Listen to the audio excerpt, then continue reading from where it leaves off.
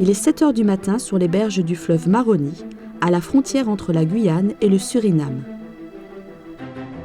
En appui des gendarmes, un groupe de soldats du 1er régiment d'infanterie embarque à bord de pirogues pour une mission d'interception au cœur de la jungle équatoriale.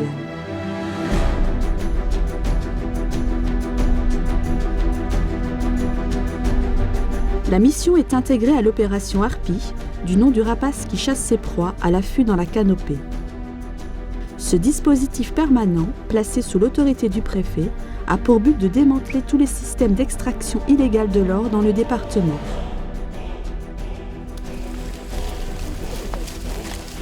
En renfort pour 4 mois, la 2e compagnie du 1er RI a été projetée sur la base opérationnelle avancée de Maripasoula. Les procédés que nous mettons en œuvre ici sont ceux que nous apprenons depuis notre formation initiale en termes d'infiltration, de reconnaissance de points, de zones. Les procédés de préparation des missions sont identiques. La seule différence, c'est que nous sommes sur le territoire national, que nous sommes encadrés par les lois françaises. En face, nous n'avons pas un ennemi qui nous tire dessus, mais bien un adversaire qui mène des activités illégales. Un adversaire dispersé sur un territoire de plusieurs milliers de kilomètres carrés.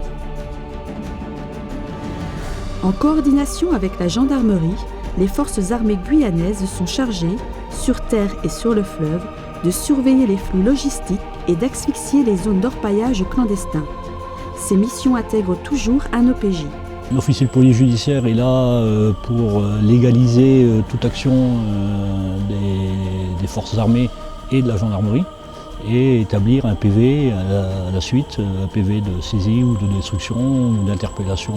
Enfin, il y a tout le panel qu'on peut trouver en respectant le code minier et le code pénal français. À travers une végétation inextricable et dans une humidité permanente, les hommes poursuivent leur progression difficile. À la tombée de la nuit, il faudra installer le hamac jusqu'au lever du soleil, puis repartir à la traque.